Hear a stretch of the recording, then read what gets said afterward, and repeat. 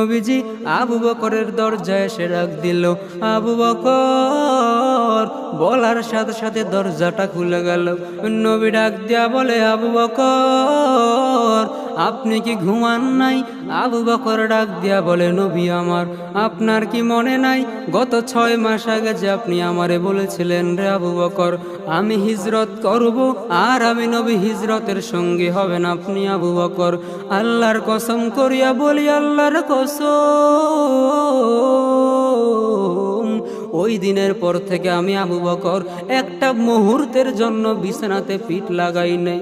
শুধু আমি একা পিঠ লাগাই নাই তা নয়, ও নবী তাকায়া দেখেন আমার বাসার উটগুলো প্রতিদিন দরজার দিকে তাকায়া থাকে আর মনে মনে বলে, নবী কখন আসবেন?